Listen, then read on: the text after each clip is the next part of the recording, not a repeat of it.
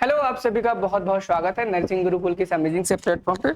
आपको पता होगा कि हम रियल टेस्ट के पेपर को सॉल्यूशन के रूप में आपको ऐसे छोटे छोटे लेक्चर्स में बना करके दे रहे थे। इससे पहले नर्सिंग एप्टीट्यूड, बायो, फिजिक्स के हम मॉडल पेपर्स के रूप में रियल टेस्ट को दे चुके हैं। आपको पता होगा कि रियल टेस्ट हमने 19 तारीख को 11 बजे कराया था। एक फ्री मॉक टेस्ट था जो कि सभी बच्चों के लिए था। अगर आपने भी वह मॉक टेस्ट नहीं दिया है और देना चाहते हो तो टारगेट गुरुकुल के ऐप पे दे सकते हो, बिल्कुल फ्री है। और नहीं पता कैसे देना है तो डिस्क्रिप्शन बॉक्स में उसका वीडियो का लिंक मिल जाएगा। और इसके बाद आपको केमिस्ट्री का भी कराने जा रहा हूँ, एक मॉडल पेपर जो कि एग्जाम में आने की जिसके चांसेस बहुत ज्यादा है बच्चे। इसके बाद हम इंग्लिश का भी सॉल्व करेंगे जिसके जो क्वेश्चंस होंगे बहुत ही यूनिक, बहुत ही अच्छे हैं। इसके एग्जाम में आने के चांसेस बहुत ज्यादा है। तो चलो हम पहला क्वेश्चन देखते हैं। पहला क्वेश्चन कहता है कि which one of the following term is unitless, यानी कि इनमें से ऐसा कौन सा टर्म है जो कि यूनिटलेस है। मोलैरिटी भैया इसमें यूनिट होती है, मोलैरिटी इसमें भी यूनिट होती है, लेकिन जो मोल फ्रैक्शन होता है इसमें यूनिट नहीं होती है। यही इसका सही आंसर हो जाएगा। कैसे होती, क्या होती है, अब उस चीज को समझाने का, बताने का अभी यह सही वक्त नहीं है, क्योंकि कल ही आपका एग्जाम है। समझाएंगे, आपको समझ नहीं आएगा, 3-5 आप करेंगे, भाई समझ में आ रहा हो तो ठीक है, नहीं तो कोई बात नहीं, आप स्किप कर सकते हो। अगले क्वेश्चन पे, maximum number of electrons in a subshell is given by the expression, यानी कि एक सबसेल में कितने इलेक्ट्रॉन मैक्सिमम फिल किए जा सकते हैं, वह 4l+2 के फॉर्मूले से आता है। इस चीज को याद रखना। सबसेल में नंबर ऑफ इलेक्ट्रॉन्स की बात की जाए तो 4l+2 याद रखना, किसमें, सबसेल में। अगला क्वेश्चन कहता है which of the following is not a transition metal, यानी कि इनमें से ऐसा कौन सा है जो ट्रांजिशन मेटल नहीं है। तो भैया लीड है जो कि ट्रांजिशन मेटल नहीं है। क्या है, लीड है जो कि ट्रांजिशन मेटल नहीं है। अब ट्रांजिशन मेटल की क्या कंडीशंस होती हैं इसके बारे में कमेंट सेक्शन में आपको बताना है कि ट्रांजिशन मेटल्स की यह कंडीशंस होती हैं। अगला क्वेश्चन कहता है the ratio of pi to sigma bond in benzene is, यानी कि एक बेंजीन में, अगर आप एक बेंजीन को देखोगे कुछ इस प्रकार से आपको दिखता है। क्वेश्चन पूछा गया है एक बेंजीन में पाई बॉन्ड और सिग्मा बॉन्ड के बीच के रेशियो के बारे में हमें बताएं। अगर हम सिग्मा बॉन्ड को गिनेंगे तो 1 sigma bond, 2 sigma bond, 3 sigma bond, 4 sigma bond, 5 और 6, यानी कि टोटल 6 सिग्मा बॉन्ड हो गए। लेकिन याद रखना हमसे पाई पहले बोला गया है, सिग्मा बाद में लिखा है, ठीक है। और सिग्मा बॉन्ड कितने हैं, 3 है, यहाँ पर सिग्मा 3 है, ठीक है। लेकिन हमसे पाई पहले सिग्मा बाद में पूछा गया है, उसका हम उल्टा लिखेंगे, 3:6 लिखेंगे। और 3:6 नहीं है कहीं पर भी, इसको सब सिंप्लीफाई करेंगे तो 1:3 हो जाएगा, यानी कि ऑप्शन नंबर क्या हो जाएगा सही। क्या बात करते हो भाई, इसमें ऑप्शन ही नहीं है। यहाँ पे 1:3 कर लो, 1:3। एक सेकंड, पता है क्या हुआ, यहाँ पे छोटी सी ब्लेंडर हुई, मिस्टेक हुई है। चलो उस ब्लेंडर मिस्टेक्स को हम दोबारा से समझते हैं। और हमने आंसर सही निकाला नहीं है, गलत निकाला। अगर जब एक बेंजीन की स्ट्रक्चर को आप ड्रॉ करोगे ना बच्चे, क्या करोगे, बेंजीन की स्ट्रक्चर को ड्रॉ करोगे तो इसमें आपको 3 डबल बॉन्ड यानी कि 3 पाई बॉन्ड देखने को मिलेंगे, 3 आपको पाई बॉन्ड देखने को मिलेंगे, ये चीज आपको पता है। लेकिन सिग्मा बॉन्ड कितने देखने को मिलेंगे, चीज आपको पता है क्या, नहीं पता।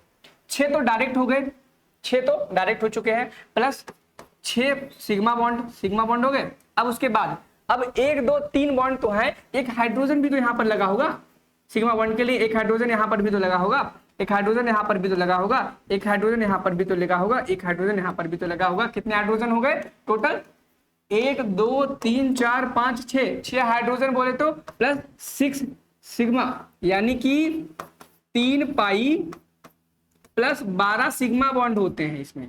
लेकिन हमसे एग्जाम में क्या पूछा गया है, सिग्मा 2 पाई बॉन्ड पूछा गया है, पाई बॉन्ड पूछा गया। पाई कितना था, 3। और जब इसको हम सॉल्व करेंगे तो यह क्या हो जाएगा, मतलब 12 सिग्मा रेशियो 3 पाई, ठीक है। यह है, जब इसको हम सिंप्लीफाई करेंगे तो 4:1 आंसर आ जाएगा, और जो कि यहाँ पर दिया गया था 4:1, जिसे हम गलत बोल रहे थे।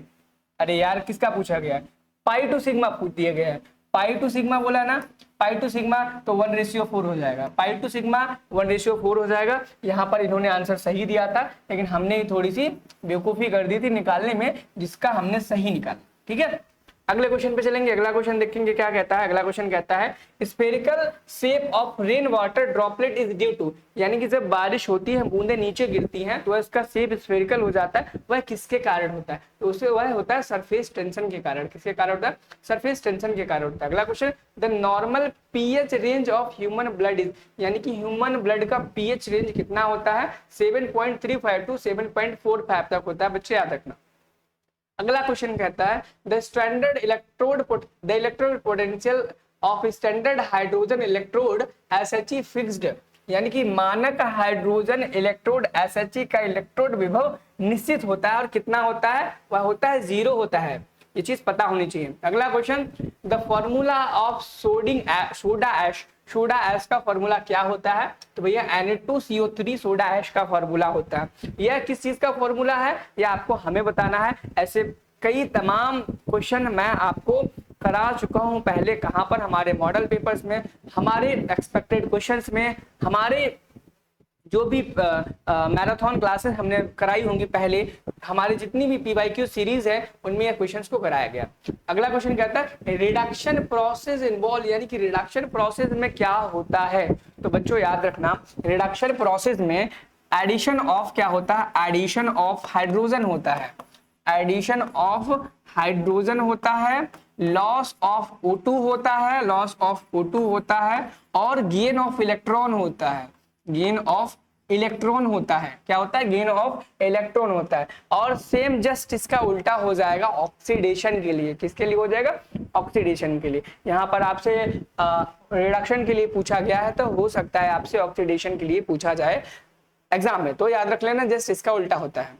अगला क्वेश्चन कहता है एन इलेक्ट्रोफिलिक रिएजेंट, यानी कि इलेक्ट्रोफिलिक रिएजेंट कौन होगा? भैया इलेक्ट्रोफिलिक रिएजेंट वही होगा जो इलेक्ट्रॉन डेफिशिएंट स्पीसीज होगी, वह एक इलेक्ट्रोफिलिक रिएजेंट होगा।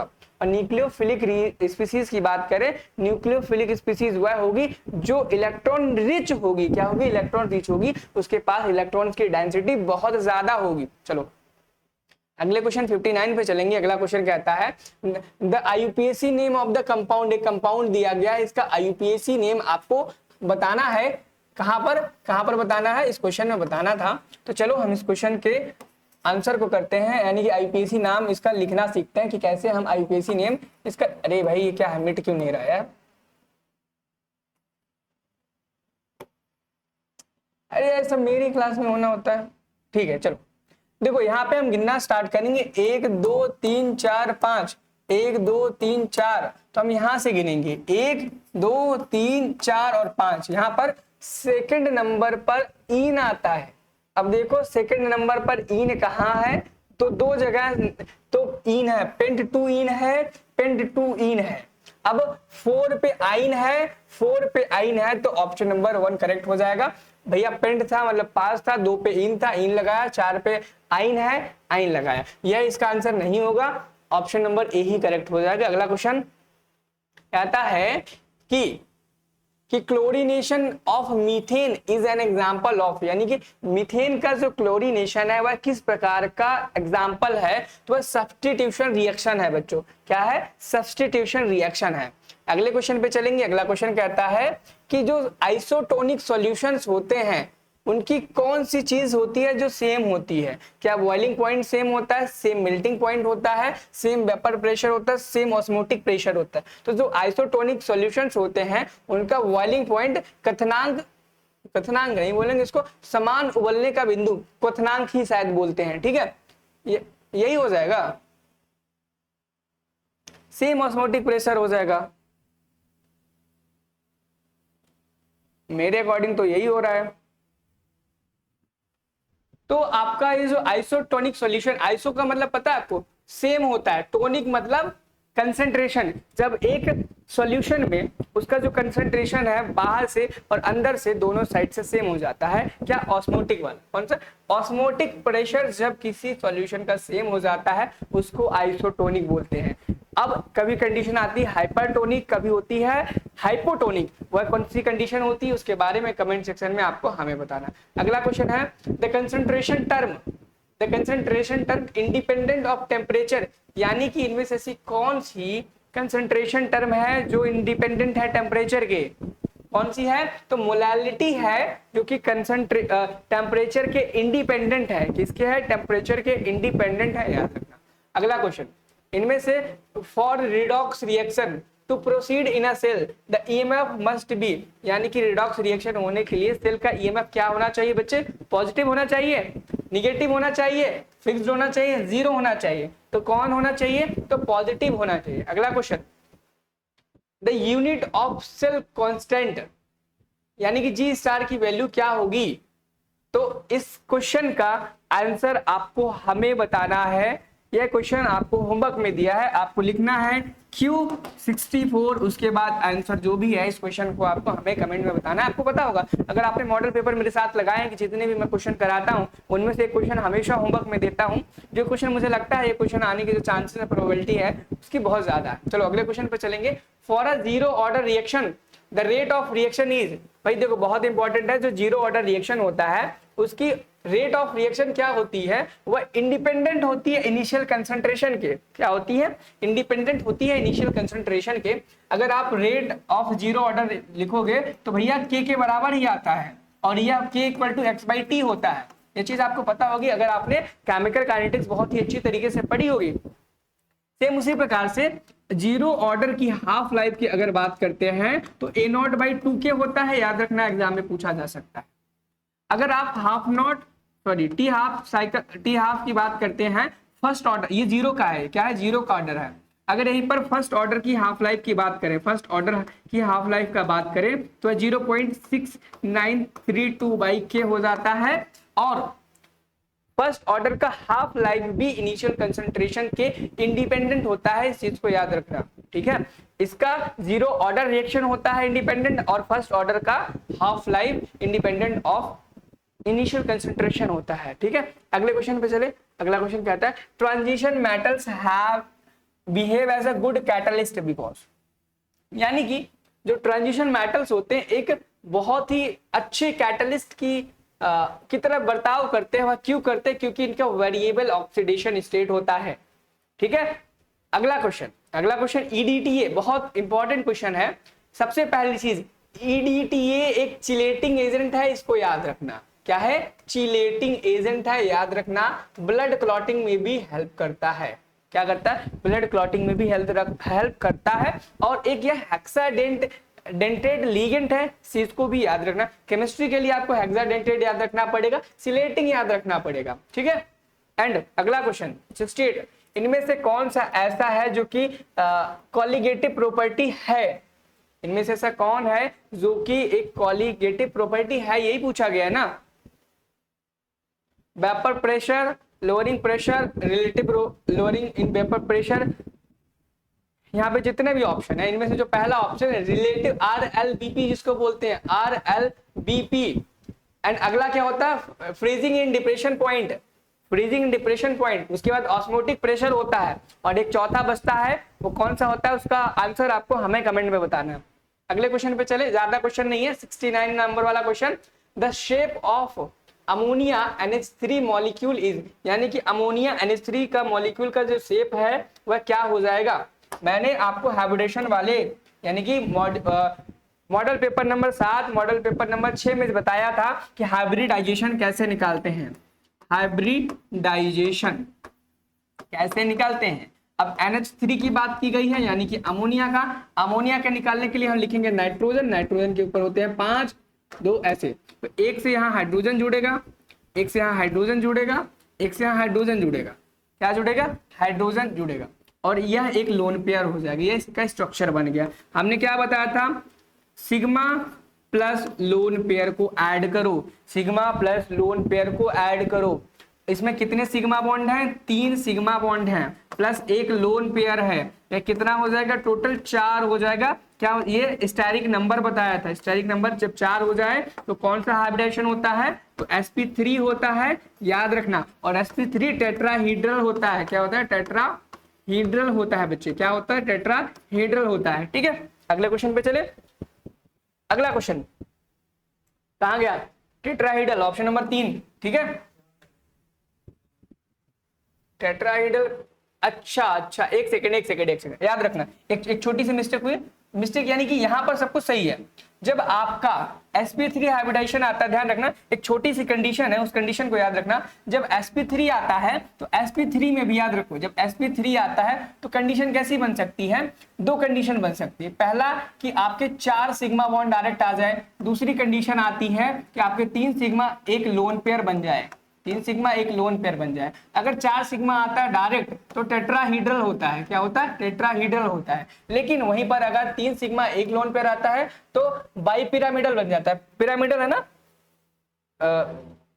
पंचा है, देखो पिरामिडल है तो वह पिरामिडल बन जाएगा बच्चे, क्या बन जाएगा, पिरामिडल बोलेंगे उसको, क्या बोलेंगे, इसको बोलेंगे पिरामिडल, बाई नहीं बोलेंगे, पिरामिडल बोलेंगे, पिरामिडल बोलेंगे, याद रखना क्या बोलेंगे, पिरामिडल बोलेंगे।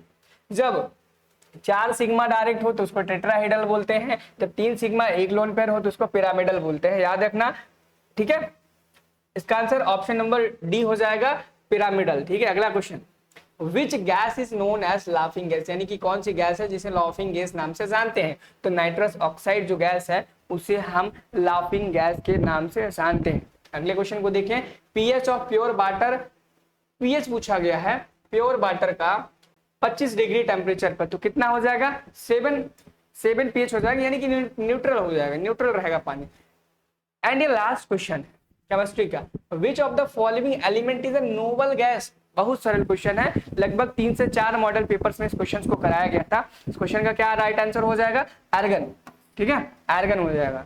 अब यहाँ पर आप देख रहे हो कि नॉर्मल बॉडी टेम्परेचर, यहाँ से नर्सिंग एप्टीट्यूड आ चुका है और नर्सिंग एप्टीट्यूड ऑलरेडी पढ़ाया जा चुका है, उसका लिंक प्लेलिस्ट का डिस्क्रिप्शन बॉक्स में है, आप उसे देख सकते हो। अब इसके बाद आपका लास्ट लेक्चर आएगा, लेक्चर जिसमें हम इंग्लिश के बारे में करने वाले हैं, थोड़ी देर में उसका भी लेक्चर आ जाएगा, तो उसे देखना और घबराना बिल्कुल भी नहीं है। आपने जैसी पढ़ाई की है, अच्छी बुरी खराब, एग्जाम शांत मन से जाना देना शांति पूर्वक और घर चुपचाप चले आ जाना, सोना, उसके बाद कोई डिस्कशन नहीं, बस शांति से चिल मार के सोना। मिलते हैं नेक्स्ट वीडियो में इंग्लिश के क्वेश्चन को सॉल्व करते हुए। Thank you, have a nice day, bye bye.